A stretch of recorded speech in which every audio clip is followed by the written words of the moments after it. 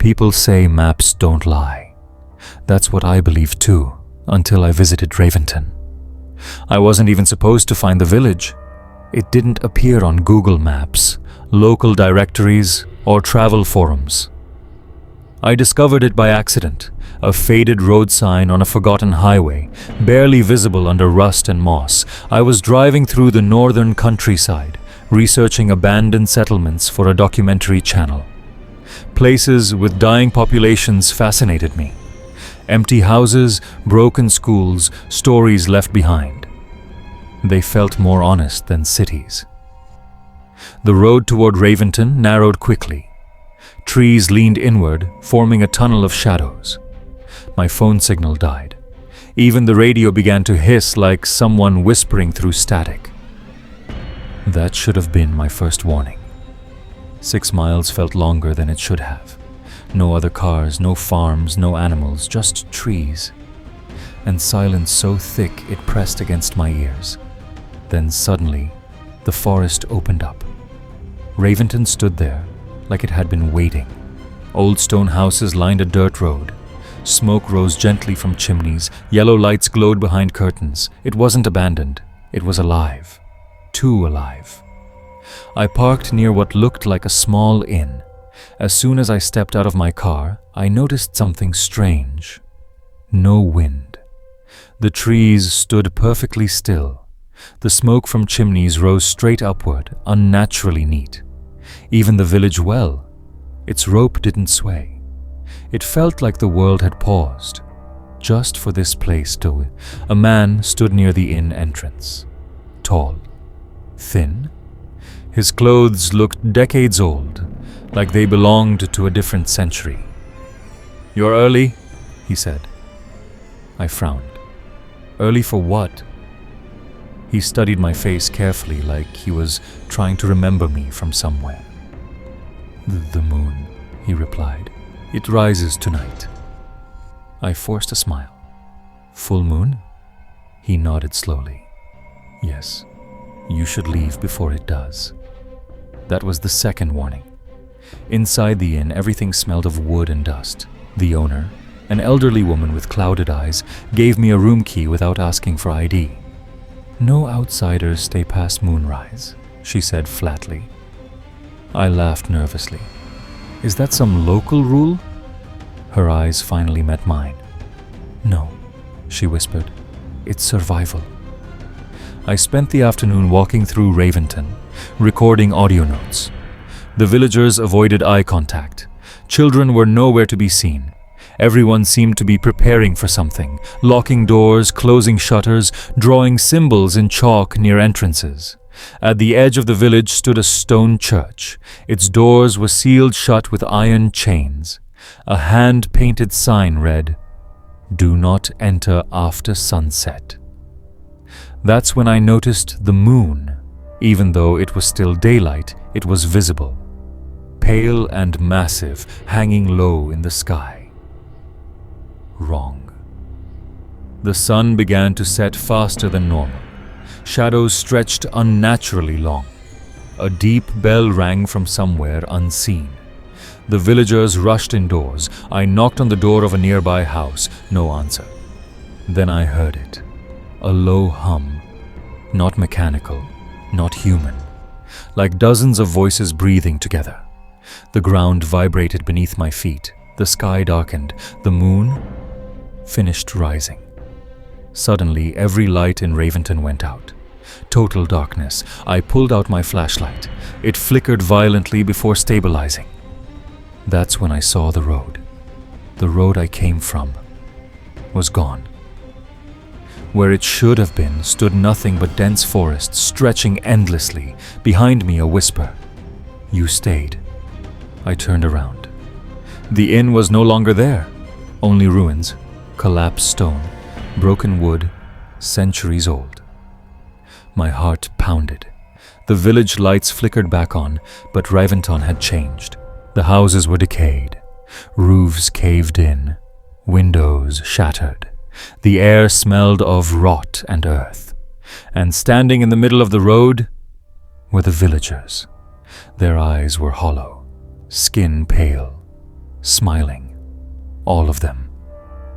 "You can't leave," the tall man said, his voice echoing unnaturally. "Not until morning." The moon above pulsed, like it was breathing. And somewhere in the forest, something massive began to move toward the village. I realized then, Raventon didn't disappear every full moon. It returned to what it truly was, and I was standing in the middle of it. I don't know how long I stood there, frozen, staring at the ruined remains of the village once called Raventon. My flashlight beam shook as it passed over crumbling walls, collapsed roofs, and weeds growing where warm homes had stood just hours ago. The smiling villagers hadn't moved. They didn't need to. They knew I couldn't run. "Where did everyone go?" I asked, my voice breaking the unnatural silence. The tall man stepped forward. Up close, his skin looked wrong, stretched too tightly over his skull like it didn't belong to him. "We are still here," he said, "just closer to what we are." Something screamed from the forest, not an animal, not human. The sound twisted in the air, bending into echoes that crawled inside my head. I backed away instinctively. "What happens at sunrise?" The villagers' smiles widened. "If you survive," the old woman's voice answered from somewhere behind me, "you'll forget most of it." I spun around. She stood beside the broken well, her cloudy eyes now completely black. "You'll leave," she continued calmly. "You always do." That sentence hit me harder than the fear. "Always?" She tilted her head. "You're not the first outsider." The humming returned, louder now. The forest at the edge of the village began to move. Trees bent inward as if something massive was pushing through them. The villagers stepped aside, clearing the road. "Come," the tall man said. "You need to see." Every instinct screamed at me to refuse, but there was nowhere else to go. I followed as they led me toward the church, the one sealed with iron chains.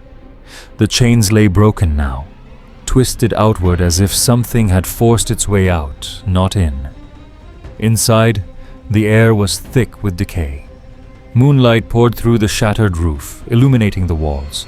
They were covered in names, hundreds of them, scratched, carved, burned into stone. Dates followed each name, all ending on nights of a full moon. My breath caught. "These are people." "Yes," the tall man replied. "Travelers, drifters, those who didn't listen." I spotted something familiar. My name. Fresh, bleeding slightly, as if carved recently. Pinned beneath it was a photograph. Me. Standing in the village, smiling. "That's impossible," I whispered. "I've never been here before." The old woman chuckled softly. "You say that every time." The ground shook violently. Something emerged from the forest. At first I thought it was a shadow. Tall, misshapen, crawling between trees. Then it stepped into the moonlight. It was wrong in ways my brain struggled to process. Its body was made of limbs, too many of them, fused together like melted figures. Faces protruded from its flesh, frozen in silent screams. Some looked disturbingly human. The villagers knelt. The creature raised its head, or what I assumed was its head, and inhaled deeply. I felt it. A pull inside my chest, like my memories were being tugged outward.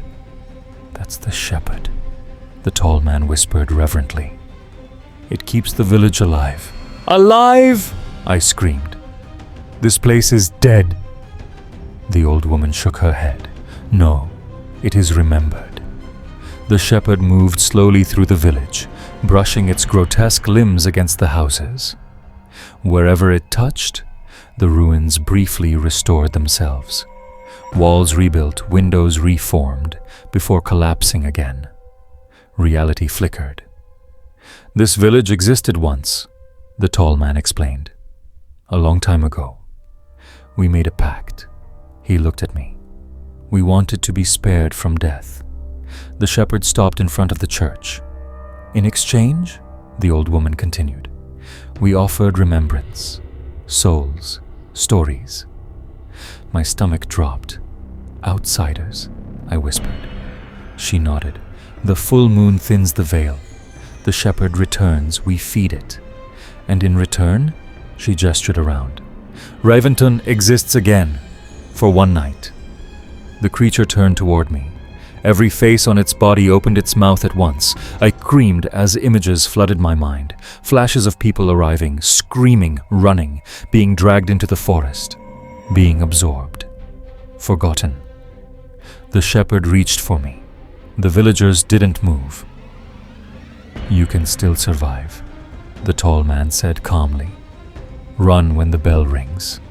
When will that be? At the first sign of dawn. I laughed hysterically. And why help me?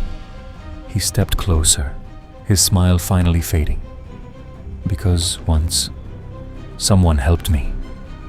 The shepherd let out a deafening roar. The bell rang. Not from the church, from beneath the ground. The villagers began to scream, not in fear, but in pain. Their bodies twisted, skin cracking like dried clay. Run! The tall man shouted. I didn't look back. Behind me, the village screamed as one, and something whispered in my ear as I ran. You belong to us now. I ran until my lungs burned. Branches tore at my clothes, thorns sliced my skin, but I didn't slow down.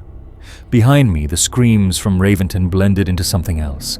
A wet, tearing sound like flesh being reshaped. The forest was wrong. The trees weren't just dense, they were watching. Their trunks twisted into shapes that almost looked like faces. Mouths frozen open mid-scream. Roots rose above the ground like veins. Then the whispering started, not from one direction, from everywhere. Turn back. You forgot us. You promised. I covered my ears, but the voices crawled inside my skull anyway. My flashlight flickered, then died completely. Moonlight became my only guide, pale, cold, and far too bright. It illuminated something ahead that made me stumble to a stop. Footprints, my footprints, fresh ones, pressed into the mud, leading deeper into the forest. I didn't come this way, I whispered. But my body knew otherwise. The memories began slipping. Not all at once, slowly, like water leaking from cracked glass. My childhood home blurred. Faces of friends lost detail. Even my own name felt distant. That's when I heard breathing behind me. Heavy. Wet. I turned. It stood between the trees. The shepherd. Up close, it was even worse. Its body wasn't a single form. It was layered. People, animals, shapes I didn't recognize, all fused together, shifting slightly as if still alive. One face opened its eyes. It was the tall man. You ran last time too, his mouth said, though his lips didn't move in sync with the words. My knees buckled. What do you want from me? I screamed. The shepherd tilted its massive form. The forest bent with it. To remember, it replied, in dozens of overlapping voices. Suddenly the world lurched. The forest faded, and I was standing on the road again. Daylight. My car parked beside the rusted sign. My heart hammered. It was over. I checked my phone, full signal. Messages, notifications, everything normal. I laughed, loud, shaky, hysterical. Then I noticed the date, full moon. I drove away without looking back. For weeks afterward, I told myself it was stress, hallucinations, a nightmare fueled by isolation, but then the dreams started. I'd wake up smelling smoke and damp earth, hearing bells underground, seeing ruins turn into homes and back again. And sometimes, I'd wake up muddy, with leaves in my hair. One night, I found something in my pocket, a small stone. Carved into it was a name. Not mine, someone else's. I didn't remember taking it, but my hands did. The memories returned in fragments, not mine, others.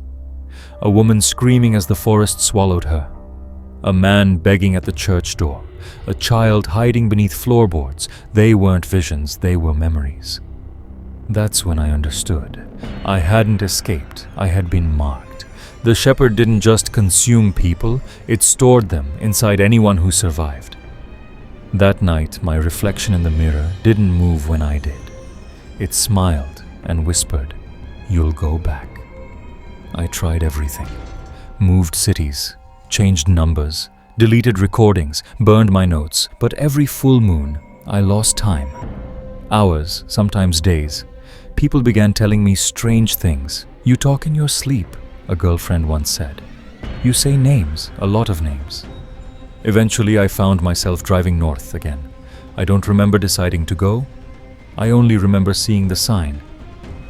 But this time, I wasn't afraid. The forest opened up. The village stood whole and warm, just like the first time. Smoke from chimneys, lights in windows, and villagers waiting. The tall man stood at the inn, smiling. "You're late," he said. I stepped out of the car, and I smiled back. Because now? I remembered why I had come the first time. I had volunteered. I remembered everything the moment my foot touched the dirt road of Raventon. Not in pieces, not in fragments, all at once. The memories slammed into me so hard I nearly collapsed. The first time I came here, years ago. Not as a traveler, not by accident, but as a volunteer. Back then I was running from something worse than death, myself. Guilt, loss, a life I couldn't undo. I had searched online for places where people vanished, where pain supposedly ended. That's how I found Raventon, not on maps. On forums that disappeared hours later. A village that takes your suffering, but asks something in return. I had laughed at the time, until I arrived. The villagers greeted me warmly, fed me, listened to my story. For the first time in years, I felt seen. Then, the tall man explained the truth. Raventon was a memory anchor, a place that refused to fully die. When plague wiped it out centuries ago, the villagers made a pact with something older than language, the shepherd. It fed on remembrance, on identity, on stories. In return, Raventon existed one night every full moon, but memory fades, souls don't. Outsiders were needed, carriers who could leave with pieces of the consumed trapped inside them, spreading the burden so the village wouldn't collapse under its own dead. That was the deal. And I agreed. I became a witness, someone who would escape, forget, and return, again and again, until the shepherd was satisfied. The tall man stepped closer now, his eyes no longer hollow. "You're ready to finish it," he said gently. Around us, the village prepared for moonrise, doors closed, symbols drawn, the church doors creaked open. "How many times?" I asked quietly. He smiled sadly. "This is your last." The bell began to ring beneath the ground. The shepherd emerged from the forest, vast and breathing, its many faces turning toward me. I saw hundreds of eyes, people I had carried unknowingly for years, their memories pressed against my mind, begging, screaming, wanting release. "You can end it," the old woman said, standing beside me. "Or you can keep it going." I understood the choice. If I offered myself fully, not as a carrier, but as an anchor, the shepherd would consume me completely. No more outsiders, no more loops. Raventon would fade forever at dawn. But if I ran again, the cycle would continue. I looked at the village. For one night, it was warm, alive, full of light. People who had refused to die. People who were already dead. I stepped forward. The shepherd lowered itself, the ground trembling beneath its weight. For the first time, it spoke in a single voice. "Do you remember who you are?" I nodded. "And who you were?" "Yes." "And who you will be?" I closed my eyes. "I won't be." The moon reached its peak. I felt the pull, stronger than ever before, not ripping memories away, but drawing me inward. Pain exploded through my body as every memory I carried tore free. Faces, names, stories, all of them flowing into the shepherd. I screamed. Not in fear, in relief. The villagers began to fade, their forms turning translucent. The tall man looked at me one last time. "Thank you," he whispered. The village crumbled. The forest went silent, and the moon dimmed. I woke up on the road at dawn, alone. No sign, no forest, just an empty stretch of land where nothing had ever existed. My phone showed no missing time, no strange calls, no unexplained gaps. I felt light.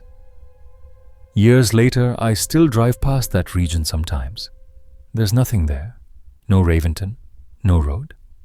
But on certain nights, when the moon is full and the world goes quiet, I hear a bell, deep underground, and for a moment, I remember a village that refused to be forgotten. Then the memory fades, and that's how I know the pact is over.